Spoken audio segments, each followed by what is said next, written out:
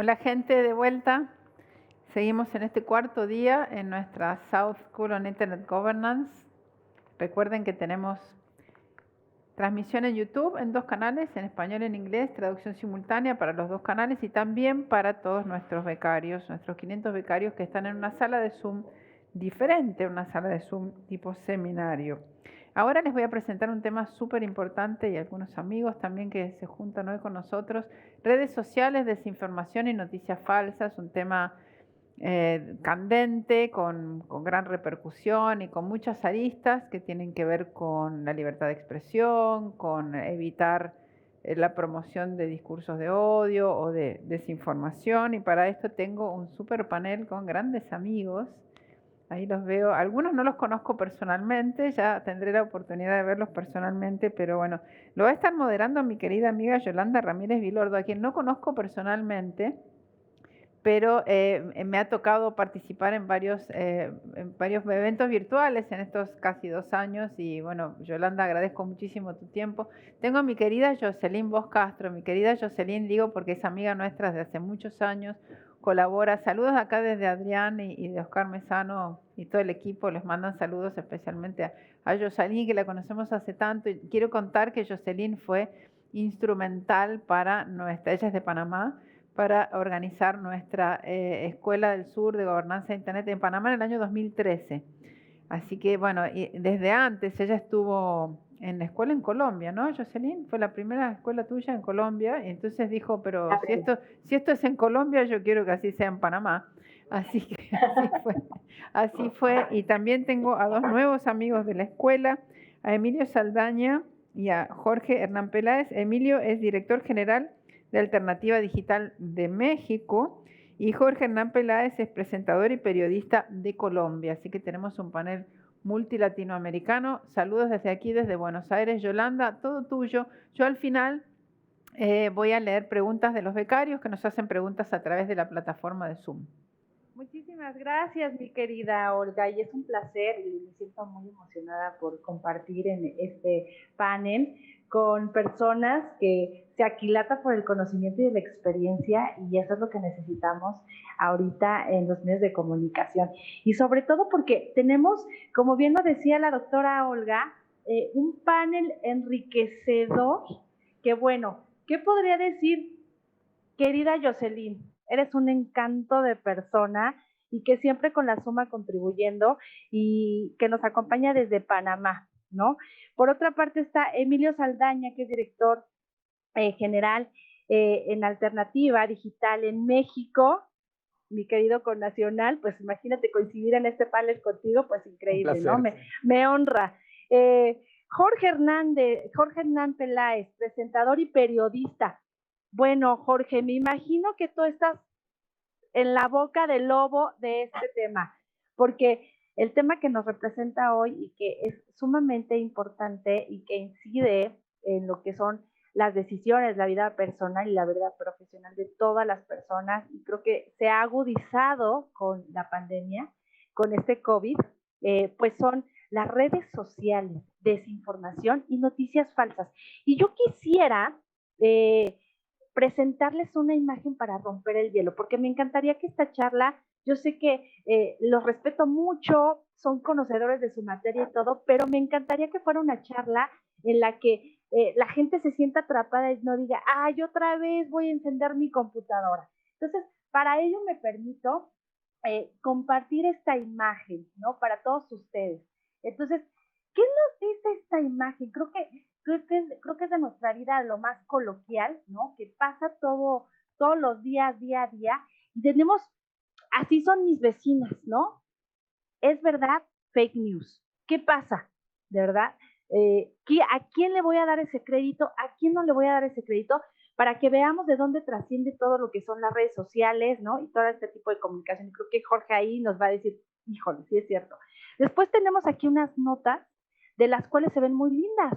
Estas se ven lindas y le veo seriedad. Yo creo que sí, está una empresa que representa la comunicación, y luego tenemos otra arribita del país, y decimos, creo que sí es verdad. ¿Y qué tal si son manipuladas? ¿No?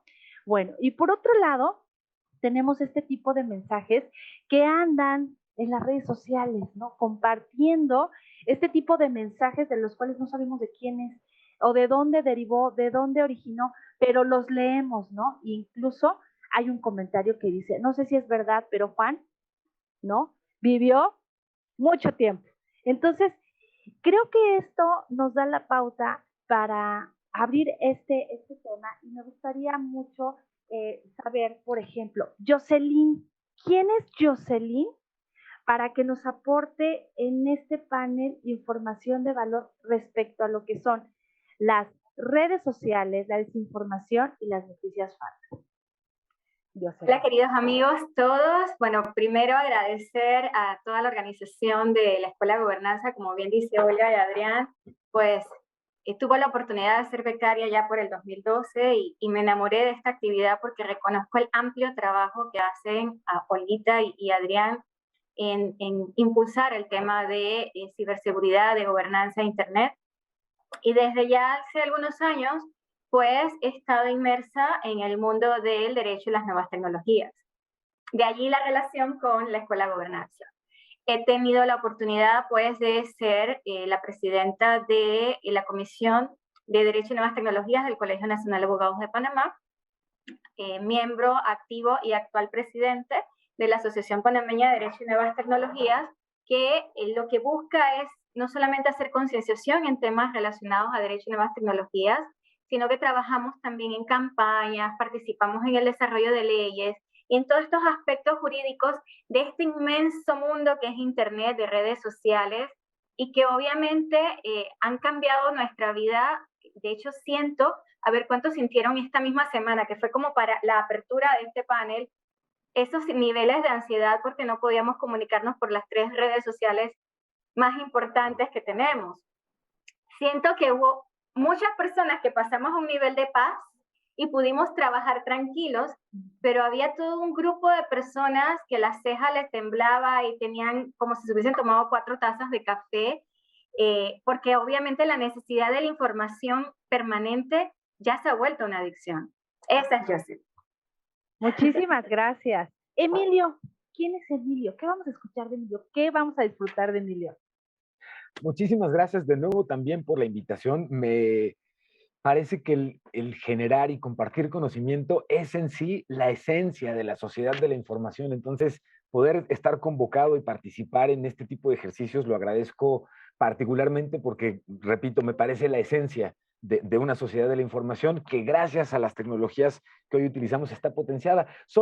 Me declaro normalmente, me declaro un hippie digital y esto tiene que ver con el amor a lo enriquecido, al aprendizaje, al compartir, a toda esa parte positiva que Internet y las tecnologías para la información han hecho aflorar, han creado un nuevo entorno de innovación y nos tienen hoy viviendo una época de digitalización que además, derivado de la pandemia, pues ha sido un proceso de digitalización acelerado y obligado, pero yo estoy del lado de la banqueta que está ciertamente dentro de todo fascinado por ver cómo con la tecnología pudimos desde descubrir, como nunca en la historia de Rápido, todo lo que implicaba la COVID y la pandemia y cómo atacarla, por ejemplo, y cómo pudimos y hemos podido a través de muchos ejemplos ir enlazándonos como sociedad, la cultura abierta, el código abierto, la importancia de la comunicación entre los gobiernos y la ciudadanía en un piso parejo, son los temas en los que yo he estado trabajando desde gobierno y desde distintas organizaciones de la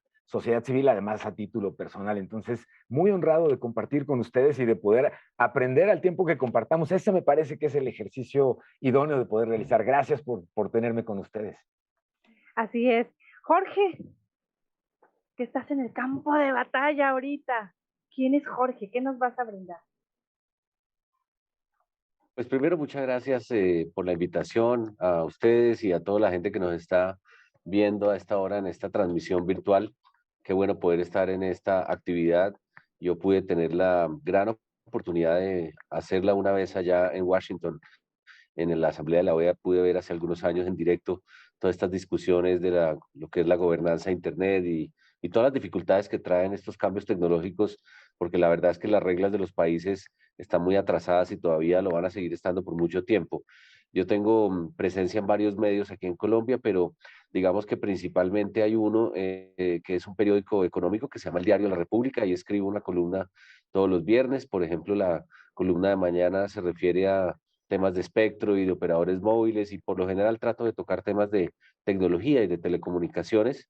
Eh, y yo sé que pues las empresas del sector y los integrantes del regulador y el gobierno están pendientes de lo que yo escribo, porque no somos muchos en Colombia, infortunadamente, los que nos gustan estos temas. Yo diría que no somos más de 10 periodistas en diferentes medios que estamos, como siempre, todos los mismos en las ruedas de prensa, ya nos conocemos, y también más o menos uno ya sabe qué tipo de perfiles son, pues los que están en radio, los que están en televisión haciendo esto.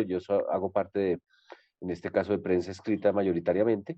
Ahí llevo 10 años escribiendo en La República, y pues también he visto con preocupación lo de esta semana, por dos temas. Uno, porque como mencionaba Jocelyn, no son tres tecnologías aisladas, es la misma empresa.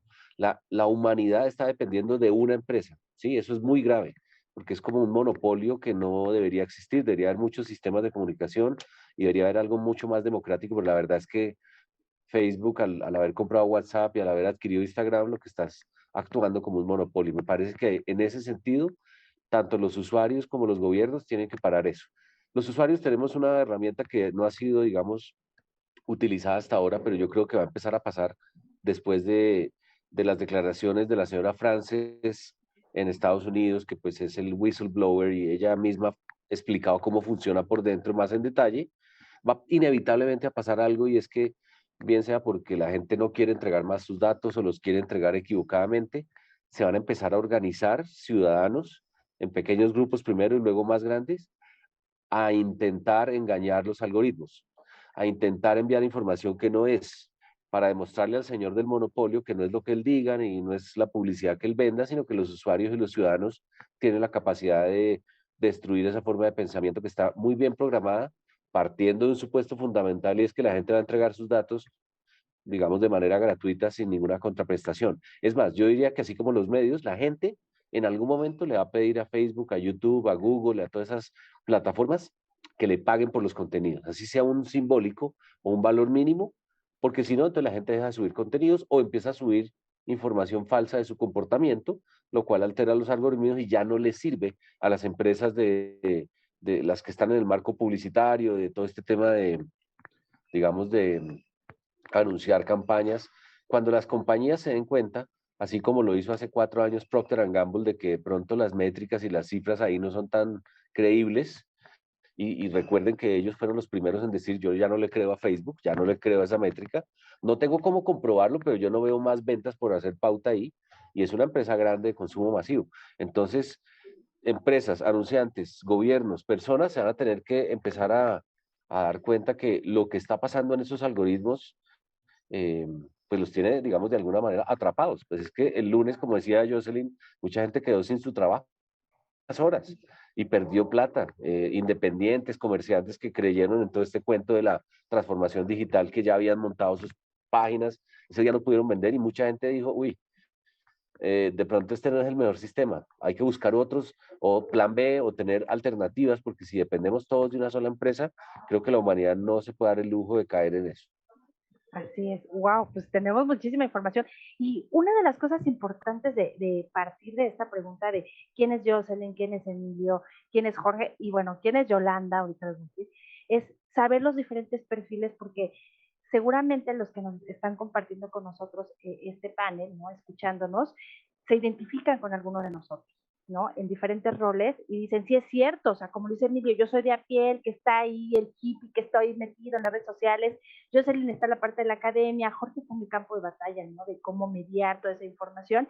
Y bueno, déjenme decirles que yo soy abogada, comparto la carrera con Jocelyn, y académica, ¿no? Entonces estoy por el lado de la investigación, acompañando todos estos proyectos, estudios de caso con los chicos a nivel universitario en el ámbito de posgrado, y créanme que este es uno de los tópicos bien importantes que para nosotros los abogados estamos incluyendo en estos proyectos. Entonces, por eso es que tuve el agrado, ¿no? Y siempre honrada y agradecida con la doctora Olga para participar en este panel. Entonces va a ser muy sufrido, y de ahí sabemos pues podemos decir, ¿qué redes sociales? Entonces, quisiéramos saber, bajo su constructo, bajo su ejercicio profesional, el campo en el que se desenvuelven, para ustedes, ¿qué son las redes sociales?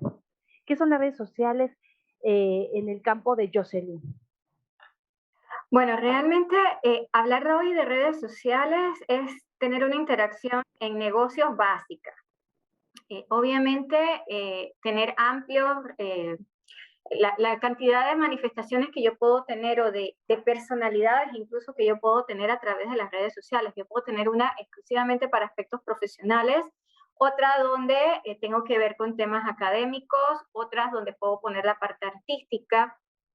Y ciertamente no es satanizar las redes. Yo creo que eso es lo primero que tenemos que plantear en este foro, porque si bien es cierto, se están dando situaciones serias a través de las noticias falsas, es como cuando estamos en el colegio, el niño que hace más ruido es el que dicen que se porta mal y dicen que se porta mal todo el salón.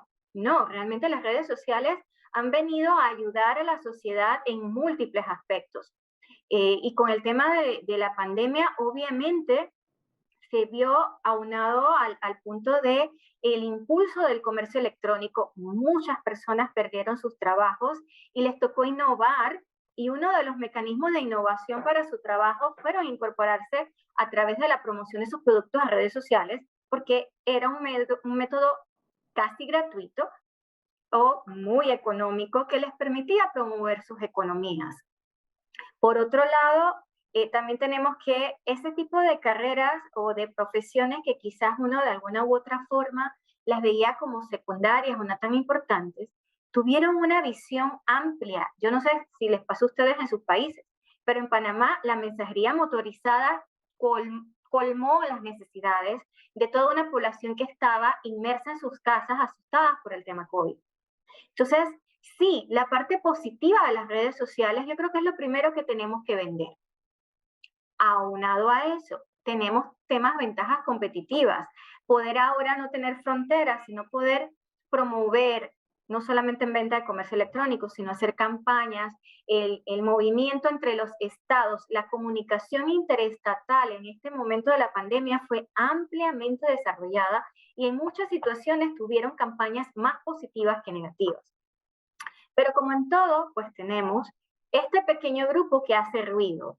Entonces, desde la parte profesional, pues nos toca ver aquellos grupos que están haciendo algunas acciones que, aunque sean pequeñas, impactan de manera negativa en el movimiento de la ciudadanía en las redes sociales.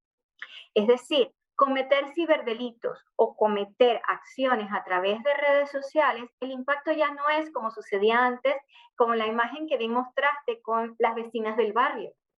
Antes, las vecinas del barrio, todas sabíamos quiénes eran y todo su ámbito de peligro era la calle o quizás el pequeño barrio donde estaba, y algunas tenían un poquito más de poder y llevaban a los pueblos anexos. Pero en redes sociales eso no sucede. Y lamentablemente tenemos a una población muy, muy adepta a la red, pero no con conocimiento o con una actitud crítica de qué le llega a la red. Y además, si le sumamos a eso, esa necesidad, como decimos en Panamá, de la última la tengo yo. O sea, yo necesito transmitir esta información para que todo el mundo sepa que yo fui la primera en transmitirlo. Así que soy la que tiene el conocimiento rapidito.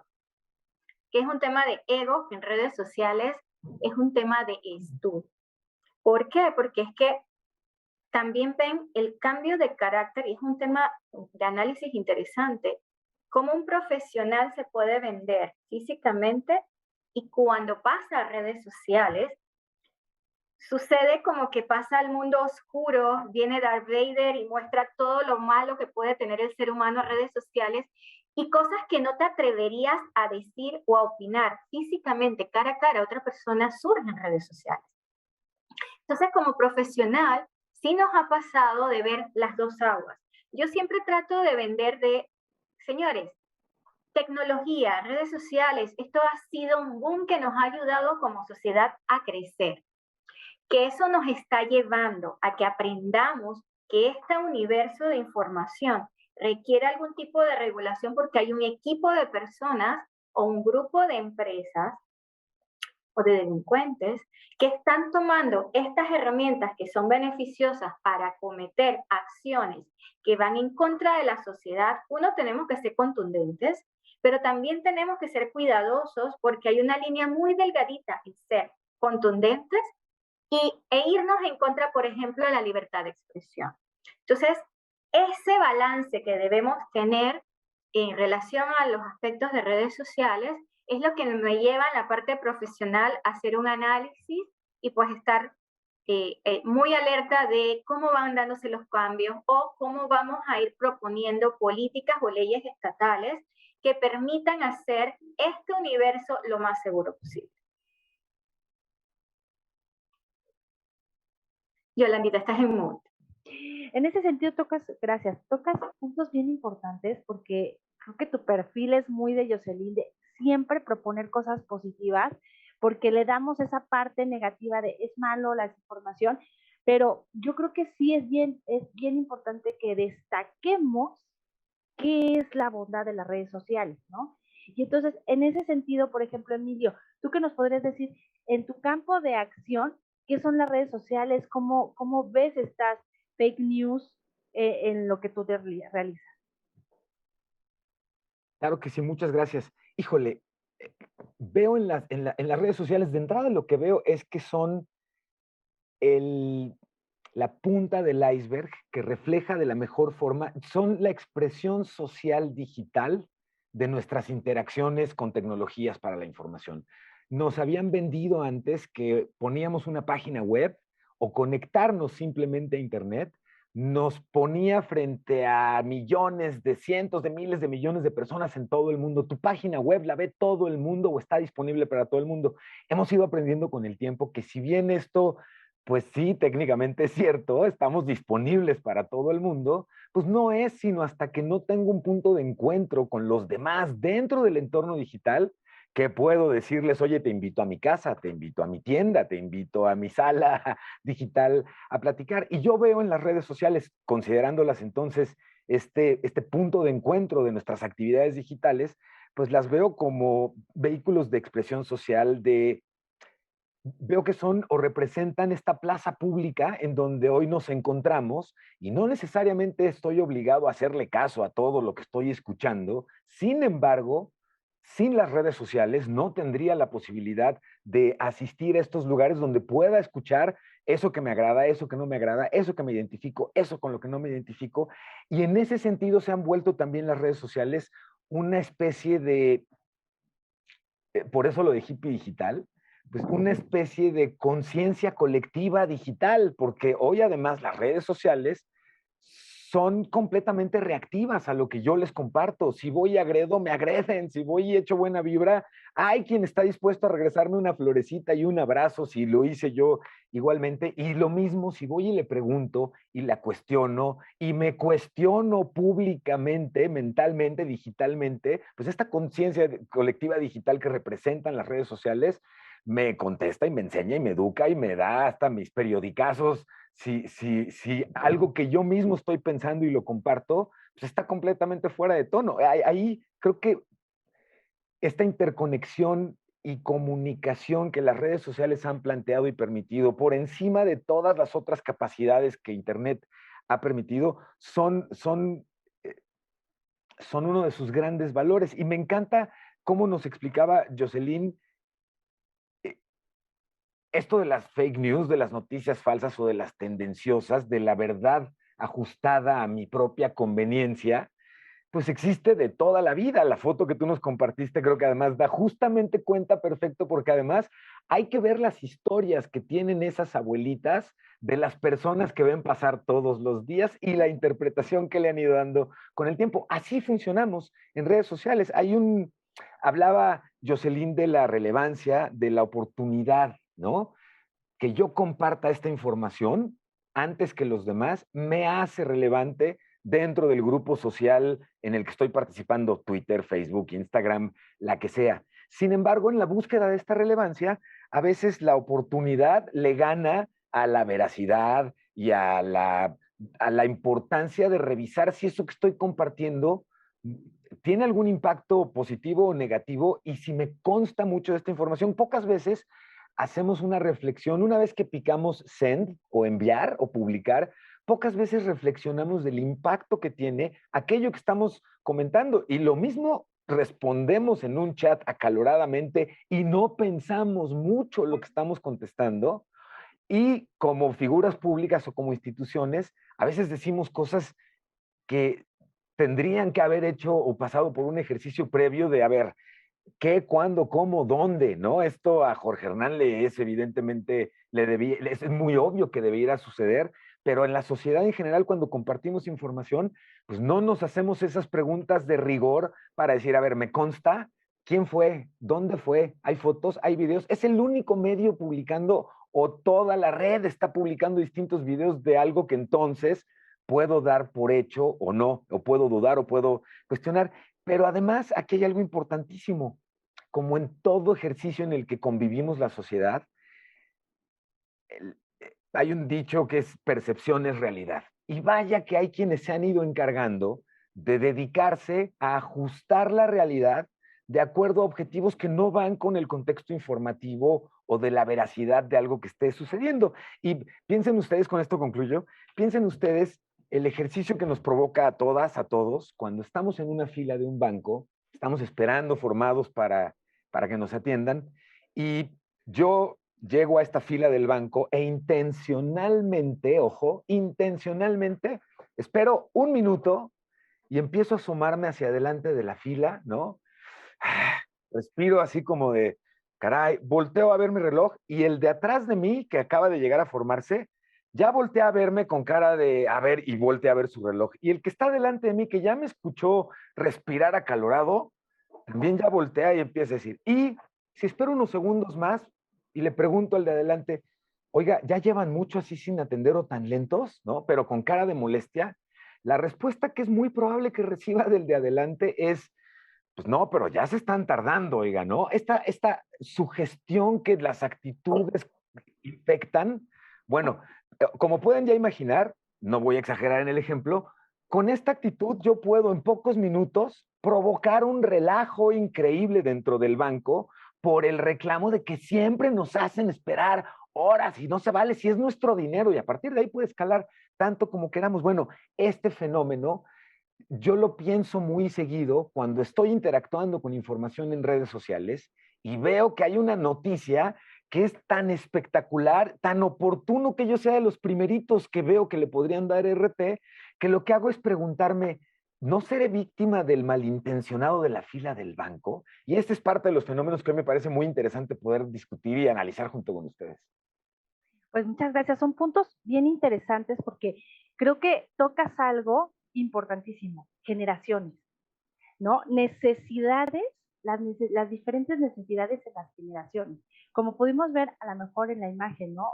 Las personas, las señoras que están sentadas, ¿no? Eran sus necesidades en ese momento, ¿no? Pero ahorita las necesidades de la inmediatez, ¿no? Como nos dice Bauman, de la sociedad líquida en la que esperamos una respuesta con un clic. Por eso se volvió, bueno, fue una solución increíble de WhatsApp haber creado el poder borrar los mensajes, porque no le damos nosotros ese tiempo, ¿no? Ese respiro de respira, ¿no? Y toma ese tiempo de que procese, ¿no? La información, procesa la información, percibiste información, procésala y entonces ya realiza un pensamiento crítico, una opinión, ya no le damos ese tiempo. Entonces, ese nos lo saltamos, clic, volvemos a releer el mensaje y decimos, chin, no entendí bien, no lo leí bien, bórralo, ¿no? Y cuando ya lo leyeron, bueno, lo que dice Emilio, ya se armó la guerra campal, ¿no? O fue así de, uff, no me leyeron. Entonces, interesante esta parte que nos dices, Emilio, que creo que va muy vinculada con Jorge Hernán, porque a mí me genera incertidumbre, Jorge. Tú que estás acostumbrado a estos medios impresos a los que participas, ¿cómo ves en tu ámbito lo que son las redes sociales? Pero para no ser muy largo en la respuesta, Yolanda, yo creo que hay que también entrar a un nivel de detalle en donde dejemos de usarla globalmente como redes sociales, porque no todas son iguales, cada una tiene un objetivo y unos usos diferentes, y para poner tres ejemplos, digamos, de redes muy actuales, El TikTok es una red de adolescentes y donde hay baile, pero las grandes marcas ya están ahí. LinkedIn es una red profesional donde la gente consigue negocios y trabajo y es un ecosistema en donde es mucho más corporativo. Y Twitter, por ejemplo, es de debates y de escribir textos, pero también ya llegaron, pues obviamente, las fotos y los videos. Entonces, cada una de las tres redes sociales tiene tanto audiencias como interacciones diferentes, como objetivos distintos, y uno poco a poco pues se va especializando en la medida en que pues se va acercando a su trabajo y deja de ser lo que fue al principio, por ejemplo, el primer tema de Facebook era subir las fotos de la familia, reencontrarse con amigos del colegio. Yo creo que hoy la gente, y después de lo que pasó el lunes, está seriamente considerando cerrar su cuenta de Facebook y no volverla a tener porque principalmente ya no la usa. ¿Para qué si yo ya puse mis fotos y mis vacaciones? Y además está Instagram, que es mucho más bonito, está creciendo nuevas redes sociales con otro tipo de lógicas y otro tipo de tendencias. Y como todo en tecnología, muy pronto veremos, así como le pasó a los teléfonos Nokia, que en su momento eran los más vendidos del mundo, hoy nadie tiene un Nokia. Facebook le va a pasar eso en algún momento. Todo esto que ha venido sucediendo es parte del final del camino, una espiral que es inevitable porque llegan otros y por más de que él trate de comprar compañías que están vigentes, va a llegar un momento en donde alguna, no sé si sea el WeChat, no sé si sea el mismo TikTok, va a llegar alguien y lo va a descabezar. Pero entonces, ¿a dónde voy? Por ejemplo, en el tema periodístico, yo siempre veo LinkedIn. Ahí es donde consigo fuentes, consigo personas que saben de los temas, leo artículos interesantes que hacen más fácil y mucho Twitter, porque ahí es donde está la información, digamos, más actual. Son dos principales fuentes que utilizo para escribir, para estar enterado, y creo que mucha gente dejó hace tiempo de concebir las redes sociales como un entretenimiento, que es interesante ver dónde están mis amigos y mis colegas, a dónde fueron de vacaciones. Creo que cada vez hay menos de eso. Cada vez hay más sitios donde la gente busca, bueno, ¿y cómo tengo aquí una oportunidad comercial? ¿Cómo consigo un nuevo cliente? ¿Dónde está la información que me va a servir para capacitarme? Esas son las redes sociales que van a prevalecer en el futuro. Las redes sociales que sean más útiles, más allá del entretenimiento. Es como un poco lo que está pasando con las plataformas de la televisión. Hoy estamos entre una variedad si las operadoras de cable o si las plataformas Disney y Netflix. En algún momento va a pasar que desaparece el cable y se cierran esos canales y la gente va a estar, digamos, totalmente atada a distintas plataformas de entretenimiento. Pero también a esas plataformas les va a pasar lo mismo. Un momento de la vida va a llegar la gente y decir, es que ya me vi todas las películas, ya me vi todas las series, ya, ¿qué más hay para mí? Aparecerá alguien que saca una plataforma de contenidos educativos, otra plataforma de contenidos de pronto noticiosos, de deportes, de turismo, de viajes, y se empiezan a especializar los nichos de acuerdo a los usos. Al final toda la tecnología depende cómo, quién y para qué la usa. Y no puede ser simplemente o 100% entretenimiento porque el ocio también tiene un límite.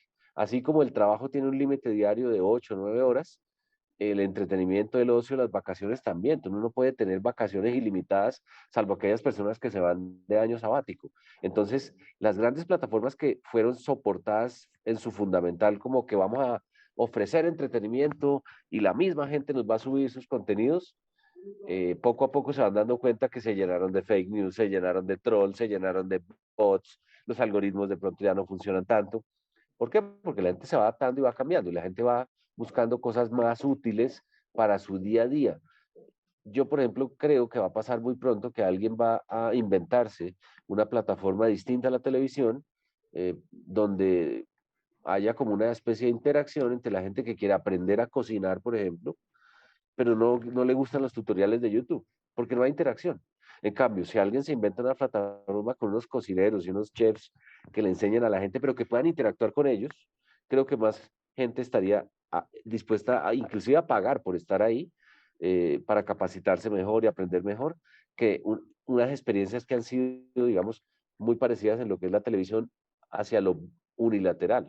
Uno ve YouTube y en qué se diferencia la televisión, que ya, digamos, está muy parecido hoy, que tiene las mismas propagandas, los canales ya están todos, digamos, monetizados y pasa un momento en donde la gente empieza a decir, bueno, yo ya pues sé que tengo ahí 1000 o millones de contenidos en YouTube, pero me molesta la publicidad, quiero contenidos donde no haya publicidad, estoy dispuesto a pagar, que fue la historia que le pasó a la televisión abierta contra la televisión por cable en los principios de los años 90, al menos aquí en Colombia.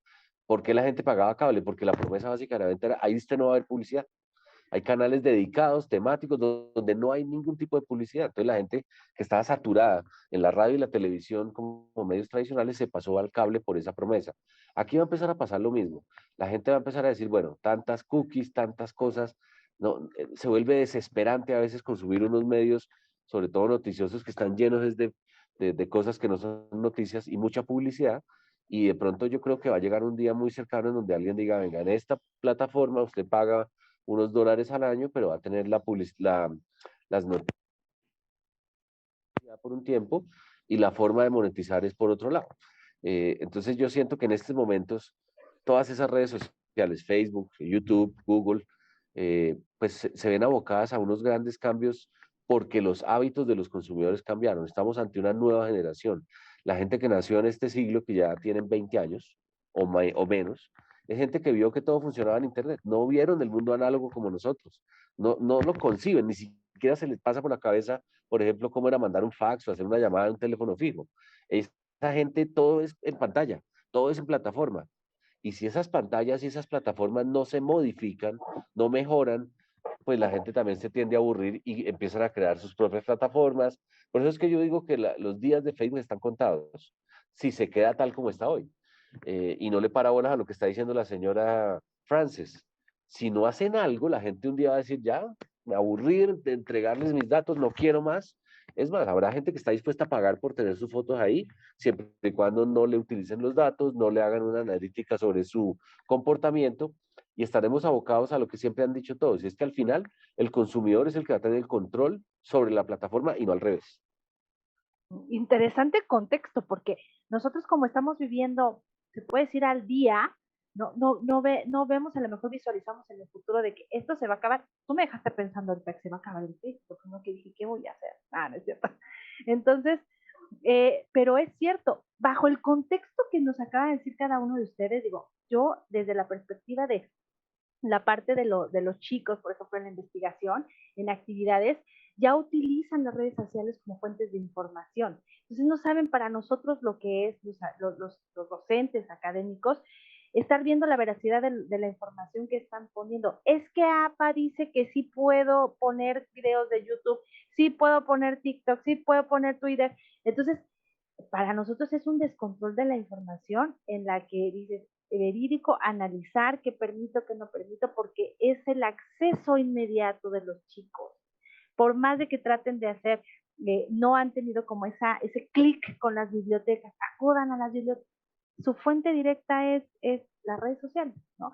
O son los medios electrónicos que tengan a su alcance porque son más rápidos. Entonces, interesante el contexto de cada uno de nosotros. Y de ahí, Jocelyn, ¿qué podemos entender como noticias falsas o fake news? Bueno, Yolanda, es que noticias falsas, fake news o paparruchas, porque estamos en un evento latinoamericano, así que tenemos que decir el término latinoamericano, paparruchas. Los invito a ir al diccionario y lo vemos. Lo que bien mencionabas del tema de las bibliotecas. Ojo, Yolanda, con lo que mencionabas de las bibliotecas, yo las entiendo, yo entiendo a los jóvenes. La biblioteca está limitada, depende del presupuesto que pueda tener la biblioteca. Yo voy a tener acceso a la cantidad de información del presupuesto de esa biblioteca. La libertad que me da Internet es absolutamente distinta, la interacción es distinta. El punto radica, al llegar al punto de las noticias falsas, es que con el tema pandemia, la OMS llegó a decir, señores, estamos combatiendo 2 pandemias en paralelo. Tenemos la pandemia de COVID y tenemos la infodemia.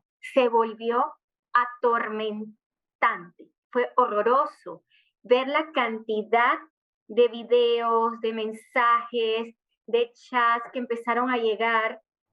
Y señores, o sea, si ya teníamos una situación de depresión, de ansiedad, de pánico por lo que conlleva COVID, este grupo de personas que se llevaron a la tarea de crear una versión de su verdad o simplemente crear acciones para crear el pánico y desestabilizar los estados, realmente fue un acto no solamente vil, es que fueron actos que atentaron contra la vida de muchas personas.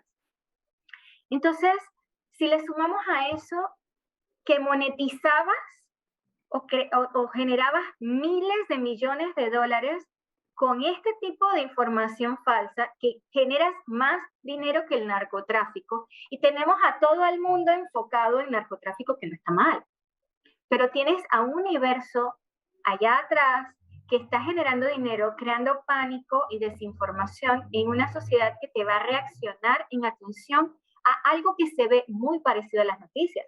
¿Por qué? Porque tampoco es una Jocelyn que escribe una página en un procesador de palabras y lo manda por internet y ups, es que se ve falso. No, es una industria. Es una industria que te permite creer que un presidente de una nación está dando un mensaje que es absolutamente distinto a lo que él suele decir. Es una industria que te permite presentar acciones o conspiraciones que te llegan a una población a creer que realmente es cierto. Entonces, esa consecuencia, ese delito que estás ocasionando, ¿por qué? Porque incluso hay casos en donde por yo decir, por ejemplo, y ese fue un fake news que pasó hace algunos años atrás, lo que pasa es que miren, este señor es un abusador de niños y está fuera de la escuela, presten la atención, ustedes tienen mamás, hijas, tías, si las quieren, cuídenla y compartan la imagen de esta persona. Y hay casos donde las personas han sido asesinadas por estar afuera de la escuela porque a alguien le pareció que esa persona era un abusador de menores. ¿Por qué? Somos pasionales, somos reactivos. Entonces, claro, no me doy la tarea de analizar primero, porque también al crear el grupo de personas que están creando las noticias falsas, buscan aquellos temas que nos llegan al corazón, que no nos permite ser lógicos, sino que vamos a reaccionar porque nuestra naturaleza nos lleva a reaccionar ante aquellas cosas que nuestros valores chocan. Entonces, teníamos una situación nunca antes vista, por lo menos por estas generaciones, porque aquí sí hubo una diferencia, señores. Cuando hablamos de redes sociales, hablamos de la generación de los jóvenes y que lo que pasa es que la generación que estamos en Facebook no es la misma que la que está en Instagram y no es la misma que está en TikTok. Pero llegó una pandemia que nos hizo democráticos a todos. ¿Y cuál fue la democracia que causó miedo? ¿Por qué? Porque llegó algo que no podíamos controlar, que no podíamos entender, y lo más duro de todo es que estaba creando muertes. Y llegaron imágenes de personas muriendo en las calles, que entonces hacía uno que las personas que ya estábamos encerradas no quisiéramos salir, pero empezábamos a cuestionar al Estado qué estaban haciendo para reaccionar o qué estaban haciendo para protegernos. Y teníamos otro grupo de gente diciendo N cantidad de acciones que debías cometer, creando en tu verdad y provocando que tu verdad se la creyeran las otras personas, pero las otras personas no toman la conciencia de ser analíticos, de ser críticos. Entonces, si sumamos a eso a grupos vulnerables, ¿a qué me refiero? Lanzo una noticia falsa. Nosotros somos de países latinoamericanos donde tenemos grupos, un gran número de grupos indígenas, por ejemplo. Entonces, no tenemos la capacidad, ni el Estado, ni las organizaciones civiles, ni la empresa privada, porque fuera de eso son grupos que suelen estar sesgados por la sociedad. Este grupo de personas, tratar de entender algo de esta información, porque yo no tengo tampoco medios, ni he creado campañas para protegerlos e informarlos que existen noticias falsas.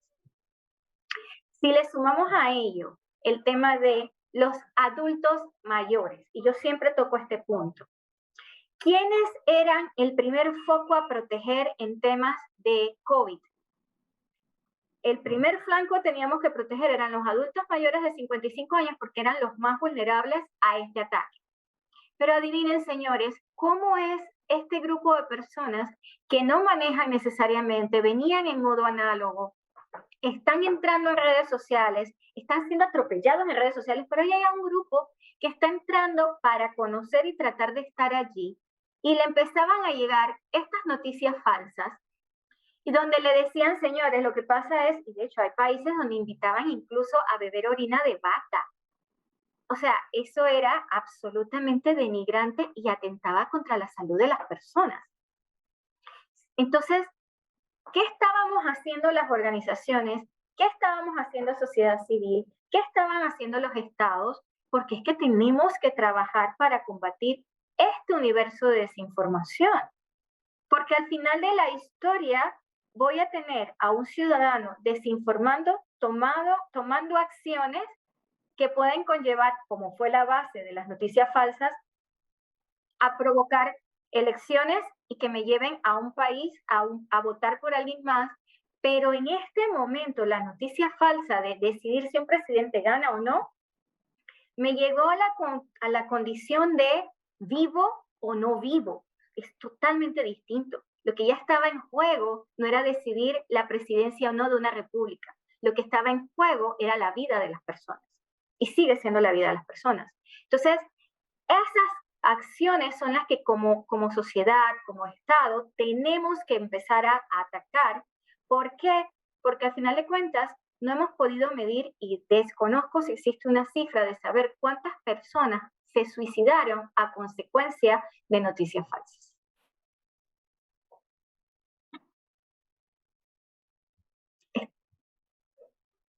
Es verdad, y todo este hecho de información trae esas repercusiones de las decisiones que nosotros podamos tomar. El ámbito de las emociones están inmersas en las redes sociales y son uno de los elementos más importantes en las noticias falsas. Emilio, ¿tú qué nos puedes decir? La desinformación, noticias falsas.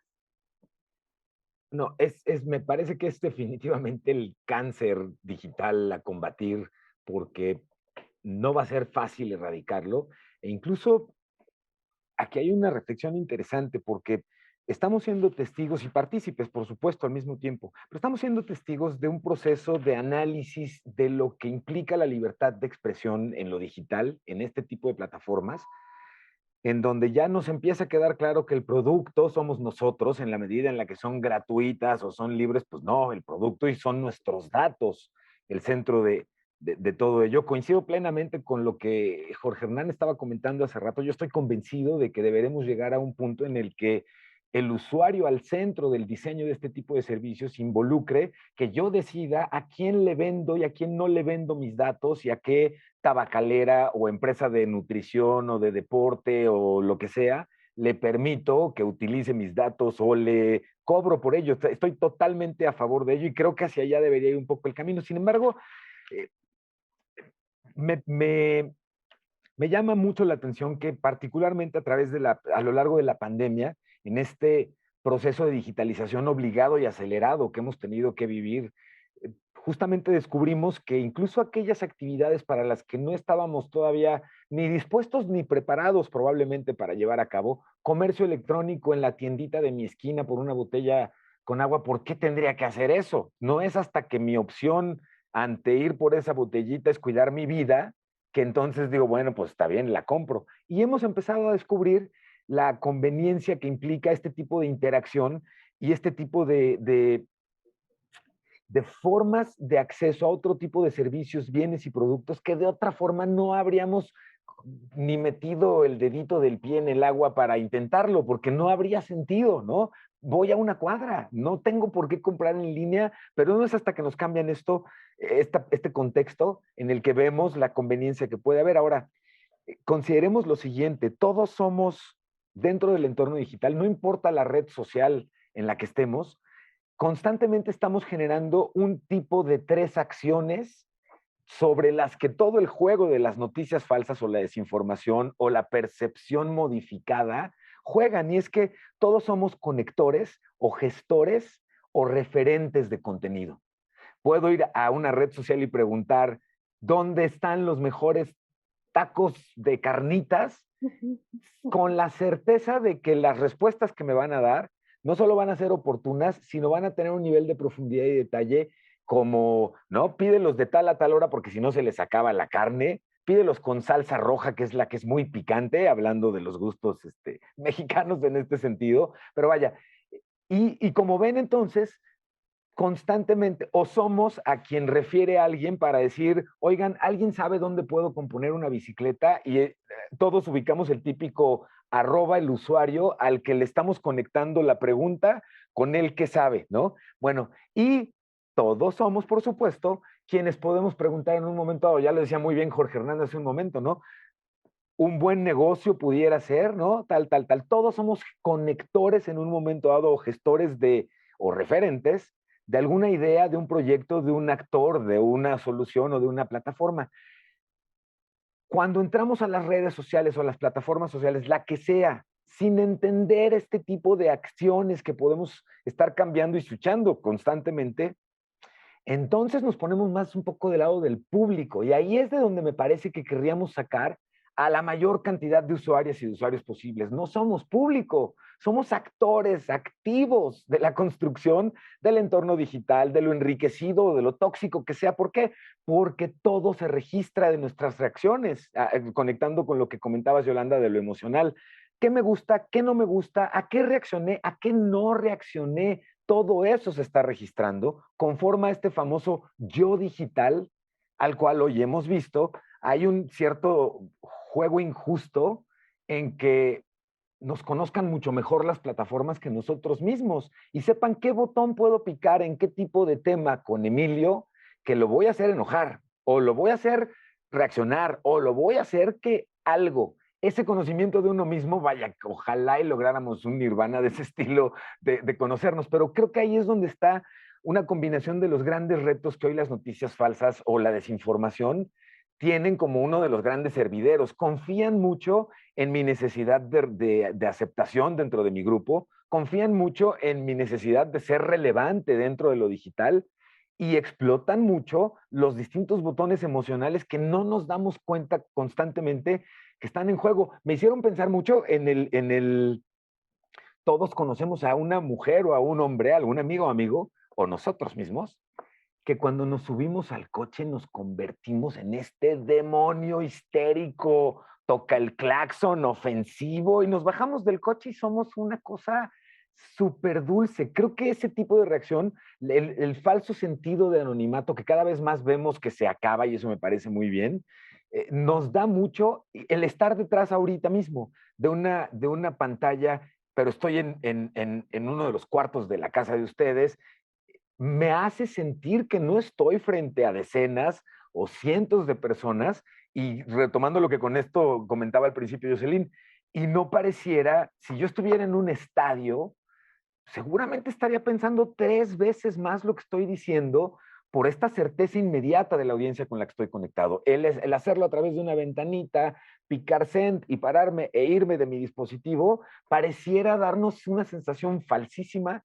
de seguridad al respecto. Entonces, ahí hay mucho que generar en términos de la educación digital, cultura digital con la que estamos usando tecnología. El reto con los mayores que ustedes comentaron me pareció una joya, porque en efecto llegaron los mayores a refugiarse en lo digital y lo que encontraron, de verdad, qué vergüenza, pues fue una serie de mitos, desinformaciones, noticias falsas, noticias creíbles, pero que resultaban peligrosísimas. Qué decepción deben haberse llevado de lo mucho que escuchaban decir, wow, con lo digital, ¿no? Con eso concluyo. Y reflexionando, esta desinformación no solamente es porque como que la relacionamos con noticias, ¿no? Pero me hiciste recordar, ahora sí que las publicaciones, pero la desinformación es todo el contenido que percibimos, ¿no?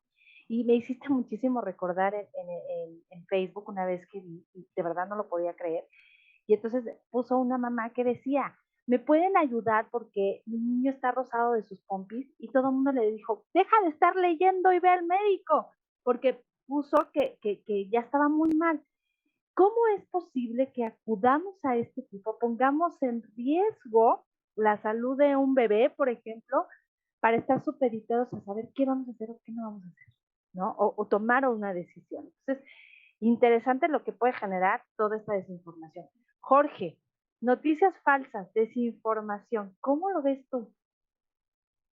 Bueno, digamos que durante toda la historia de la humanidad eso ha existido. Los rumores y los chismes vienen desde la época en la que éramos neandertales.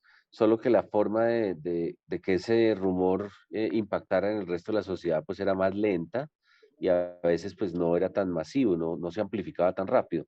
Pero digamos que el ser humano siempre ha sido chismoso, morboso, todo eso no ha cambiado. O sea, los seres humanos seguimos siendo iguales, solo que tenemos ahora más tecnología al alcance y esas tecnologías como cualquier herramienta, como cualquier flecha, como cualquier piedra que usaban los cazadores y recolectores, hoy tenemos en nuestras manos unos dispositivos móviles que son nuestras flechas y arcos de esa época, y hay gente que lo usa bien y hay gente que lo usa mal. ¿Qué me preocupa? Que dentro de estas compañías hay muchos perfiles de personas que son muy buenos programando. En todas estas grandes plataformas siempre hay gente que es muy experta en hacer algoritmos, entienden cómo funcionan y no siempre se retiran de la mejor manera de estas empresas. Entonces, cuando se van a la competencia o cuando se vuelven independientes o se pasan al lado oscuro de los hackers o a la dark web, es gente que sabe alterar los algoritmos muy eficientemente, sabe cómo generar que una noticia se vuelva viral sin ser real. Lo saben hacerlo se acostumbró, por ejemplo, aquí en Colombia, que estamos en plena campaña presidencial, el año entrante hay elecciones, ya hay algunos políticos que han sido señalados de que usan bodegas. Bodegas es un poco de gente contratada en un galpón, sí, no sé si la palabra sea común en toda América Latina, pero haz de cuenta como en un parqueadero grande y hay tipos allá metidos en sus computadores creando cuentas falsas, poniendo los mismos trinos, los mismos hashtags, entonces generan una sensación de que ese es el tema de moda, eso es lo que es tendencia cuando no lo es.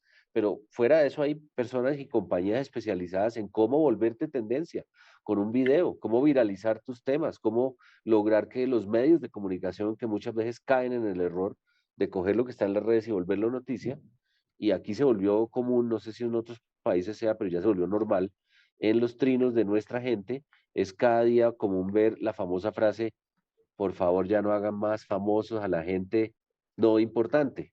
Por favor dejen los medios de comunicación de estar diciendo, despampanante modelo deja absortos a sus seguidores poniéndose un bikini. Eso no es noticia, eso no es noticia, pero entonces los que están metidos en el community manager del medio, que sus jefes les exigen un tráfico, están en lo que yo he llamado la dictadura del like. Ellos necesitan tráfico, retweets, likes, eso es la forma como ellos miden su éxito. Y si les toca a veces recurrir a ese tipo de fórmulas, pues lo hacen, porque si no, no están consiguiendo el tráfico. Entonces, los medios han sido, digamos, muy responsables del tema de la difusión de las noticias falsas, no solo en Colombia, sino en todo el mundo. En ese sentido, yo creo que Donald Trump tiene razón. Él tenía razón. Primero porque él era un integrante del mundo de la televisión. Él sabía cómo a través de la televisión poder difundir temas que de pronto no son de la agenda, pero volverlos importantes a través de su reality de You're Fired, ¿no? Entonces ese reality le dio a él y él entendió con la lógica de los ratings y eso, que él desde su plataforma podía lograr que la gente hablara de un tema que no era importante. Entonces, los medios sí tienen una responsabilidad porque hay personas que están en la parte directiva y en la parte, digamos, de los jefes de redacción, tienen que saber de estos temas, tienen que entender cómo funciona la métrica, cómo funcionan los algoritmos, porque si no, es muy fácil para alguien que tenga un poquito de conocimiento inducir al error, lograr que el medio de comunicación caiga en el error de volver noticia lo que no es noticia. Me parece que es al lugar ahorita la comparación de lo que hizo España. España en su momento tuvo un grupo terrorista como nosotros, aquí en Colombia, que todavía tenemos. Bueno, Perú tuvo Sendero Luminoso. Hay varios países que han tenido historia con grupos terroristas. España en algún momento, todos los medios se unieron un día y en una reunión dijeron entre todos vamos a parar de publicar fotografías y videos de los actos terroristas. Vamos a registrar la noticia porque es noticia, pero no le vamos a dar publicidad visual a lo que ellos quieren que nosotros seamos su caja de resonancia del acto. Entonces, a partir de ese momento, cuando todos los medios, El País de España, ABC, Mundo y todos los demás, TV Española, bueno, todos se unieron y dijeron, no más, ya, estamos aburridos de tener que ir a registrar un carro bomba, un atentado en la estación del metro, y dejaron de publicar, pero sobre todo imagen audiovisual. Entonces registraron la noticia en escrito, por texto. ¿Qué lograron ahí con eso los medios? Que el grupo terrorista ya se diera cuenta que ellos no iban a seguir siendo caja de resonancia, bajaron los actos terroristas y eventualmente en el mediano plazo entraron a un proceso de desmovilización de armas. Pero fíjense que aquí no ha pasado eso. Aquí tenemos grupos terroristas todavía, grupos guerrilleros, narcotraficantes, grupos de derecha e izquierda, porque ahí sí hay que decir que ambos lados han utilizado y han manipulado sistemáticamente los, digamos, periodistas incautos, unos de buena fe, otros no, que llegan y, es noticia, es tendencia, hay que llamar a... Eso no es así, no funciona así de esa manera. Al revés, el medio de comunicación serio lo que tiene que buscar es ir por la noticia, ir a la fuente, buscar corroborar 2 o 3 versiones. Que es una tendencia en redes sociales, sí, porque eso tiene otra lógica. Porque si seguimos así el día de mañana, entonces el baile de TikTok de Shakira va a ser noticia. Eso no es noticia. Que tenga likes y que tenga retweet no quiere decir que sea noticia. Y hoy nos volvimos lo facilista. Entonces el periodista que no quiere trabajar o le parece fácil coger de redes un pronunciamiento de un político y lo titula. Político X dijo tal cosa de político Y. ¿Y usted quién le dijo que eso era noticia? Un trino no es noticia, salvo que esté dando una declaración explosiva y un señalamiento, una acusación, ahí sí, pero muy pocos políticos lo hacen. Pero los políticos sí se han dado cuenta que un poquito de inteligencia, y no tiene que ser inteligencia artificial, los convierte esos trinos en titulares, ¿no? Aquí tenemos un caso, digamos, emblemático, y es que cuando hubo cambio de gobierno del presidente Uribe Vélez a Santos, que era su candidato, Santos, como muchos políticos, a los 2 días de ser presidente, cambió todo lo que ha hecho en campaña y empezó a hacer otro tipo de gobierno. Eso molestó a Uribe, y Uribe, desde su propio Twitter, todos los días le decía cosas a Santos, escribía, y a punta de Twitter destruyó la popularidad de Santos. ¿Y por qué? En los medios de Colombia cayeron en el error de, Uribe dijo en Twitter hoy, entonces lo volvían noticia y lo volvían titular. No podemos ser tan tontos. Tenemos que nosotros en los medios tomar el control de lo que es agenda informativa. Las redes no lo son. Que una cosa sea tendencia. Fíjense lo que pasa, por ejemplo, con los Emmy, los Global, Grammy, todas esas transmisiones de televisión vuelven tendencia en redes, pero es quien emite la agenda es el canal de televisión, no es al revés. No podemos caer en que las emisoras de radio, los periódicos y los canales ahora tengan que ir a mirar qué está pasando en redes para ver cómo discuten con sus periodistas y ver qué va primero, qué va segundo y cuál es noticia. Es decir, vamos a la básica. Las noticias son las noticias, per se, independiente de la tecnología. No podemos caer en esa banalidad de que porque tiene muchos likes, entonces ahí está pasando algo. Claro, está pasando es un algoritmo y eso no necesariamente es noticia. Creo que ya tenemos que ir terminando la intervención. Me extendí un poquito, pero quería dar el ejemplo porque sé que es importante y porque ha pasado en otros países que entonces se vuelve lo que diga las redes. Yo creo que no podemos caer en esa dictadura. Ok, pues muchísimas gracias, Jorge, por toda tu información que ha sido muy nutrida. Y pues se nos fue esta charla como hilo de media. Entonces, encantados de poder seguir platicando, pero pues tenemos más actividades pendientes, nuestra querida Olga. Muchísimas gracias por compartir tan padrísimo, tan bello panel con ustedes. Un placer conocerlos y ya habrá tiempo de dar un fuerte abrazo. Muchas gracias. Adelante, Olga. Gracias, querida. Me quedé con la salsa picante de los tacos. Ese comentario me pegó muy fuerte, porque es como mediodía acá, entonces me acordé de México y nada, me emocioné. Hay algunas preguntas. Prometido que vas a venir, te vamos a invitar. Y ayer me prometieron los chiles en nogada también. Solo así que Olga. ya van 2 platos. No, yo voy por ti, Ol. Bueno, tengo algunas preguntas de los becarios. Felicitaciones. Hay unos saludos para Jocelyn. Espérate que te los leo. Ay, cuánto comentario. Ya me perdí. Preguntan si hay alguna manera para que los gobiernos puedan controlar espera que me perdí. ¿Cuáles son los impactos en la arena política que originan burbujas en redes sociales producidas por algoritmos? ¿Qué estrategias tendrían que implementarse para educar a la gente contra la desinformación? Sí les pido que sean breves porque ya estamos repasados de tiempo. Los usuarios tenemos la necesidad fuera del contexto. ¿Hay manera de identificar que la noticia es falsa? Por ejemplo, por faltas ortográficas o porque está mal escrita. Un saludo para la amiga Jocelyn Voz desde República Dominicana. Lorenzo Martínez, Jocelyn. Saludos, Lorenzo. ¿Cómo podemos hacer posible armonizar nuestro régimen regulatorio a nivel regional para identificar estas noticias falsas y cómo se puede utilizar motores basados en inteligencia artificial y cómo concientizar a usuarios finales para tener un mejor manejo, perdón, haciendo uso de fuentes oficiales y no diseminar noticias falsas. Si nos pueden hacer un comentario cada uno, lo que sí les pido que seamos breves porque ya tenemos otro panel casi cerca. Ok, yo creo que primero sí se pueden tomar políticas y desarrollos desde los tres aspectos, tanto sociedad civil como Estado, como ciudadanos. En nuestro micromundo como ciudadanos, lo primero es verificar las noticias falsas. Hay páginas donde ustedes pueden verificar las noticias falsas. Jorge hablaba de un tema referente a los medios de comunicación. Los medios de comunicación tienen una formación como profesional. A mí me preocupan los influencers. ¿Por qué? Porque los influencers no necesariamente tienen esa formación que bien menciona Jorge y son grupos de personas que nuestros jóvenes están siguiendo y consideran que es la noticia. Entonces, a este grupo de personas sí también hay que darle un curso de formación porque obviamente como no tienen esa formación, se van con las noticias falsas.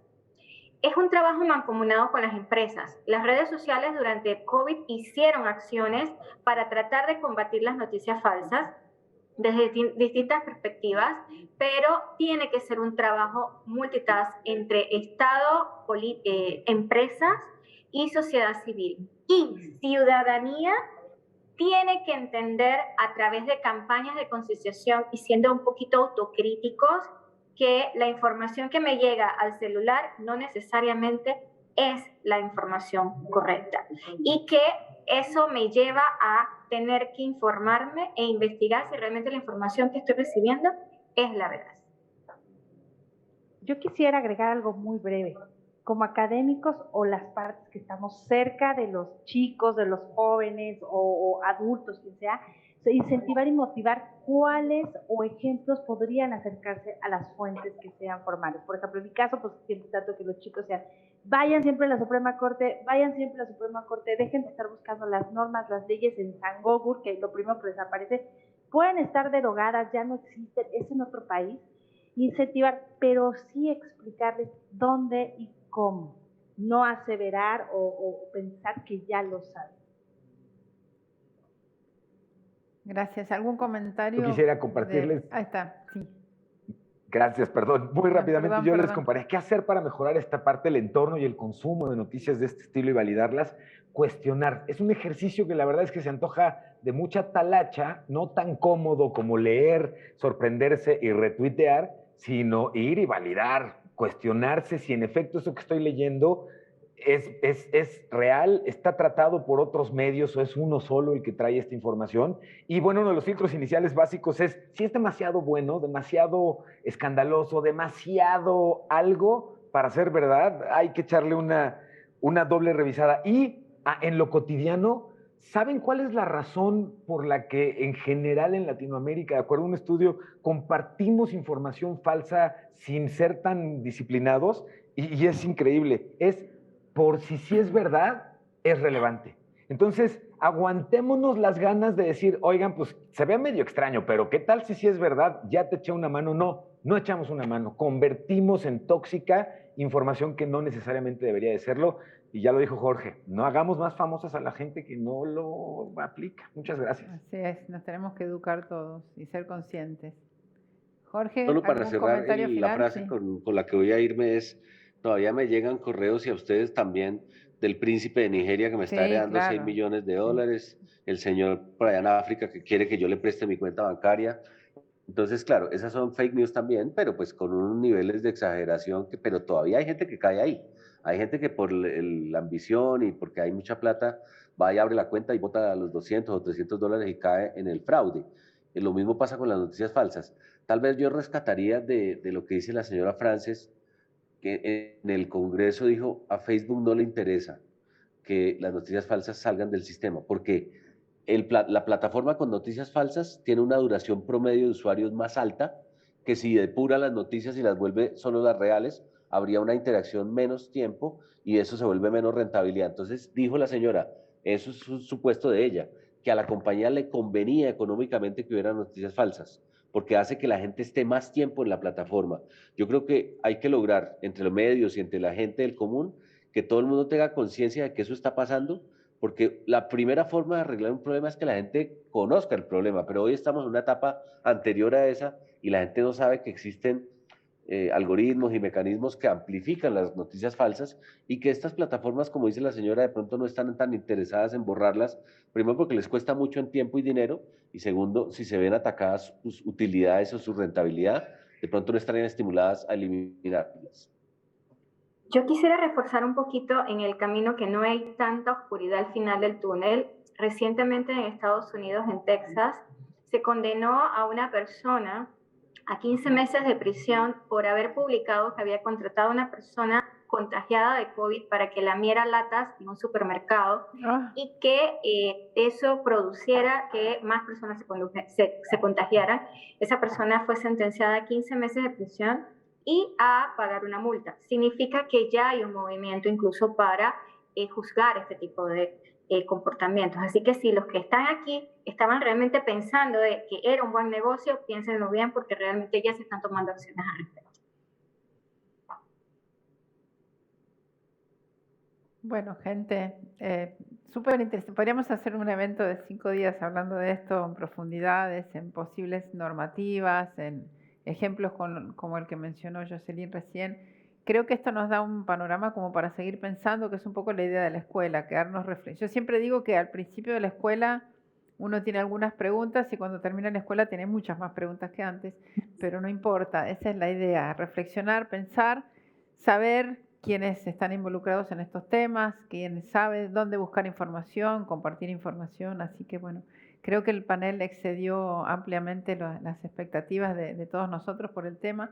Quiero agradecer a cada uno de ustedes, a Jorge, a Emilio, a Jocelyn y a mi querida Yolanda.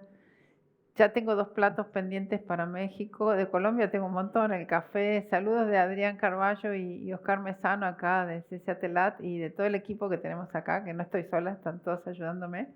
Y les mando un abrazo desde Buenos Aires. Espero que estén sanos, con salud y conocerlos personalmente. A Jocelyn la conozco, pero a Yolanda, a Jorge y a Emilio no. Conocerlos personalmente en el futuro. Un abrazo desde acá. Y muchas gracias por estar con nosotros. Para todos. Gracias. Gracias a todas. Adiós. A todos. Gente, nos vemos Chao. a las 4 de Argentina y a las 2 de la tarde de Colombia con los 2 últimos paneles del día, uno sobre criptomonedas y otro sobre inteligencia artificial y ética, con expertos internacionales en ambos casos. Así que nos vemos tienen un poco más de recreo hoy para almorzar. Hoy hubo más tiempo para el almuerzo. Ahí que hablamos de comida recién. Nos vemos en 45 minutos. Adiós.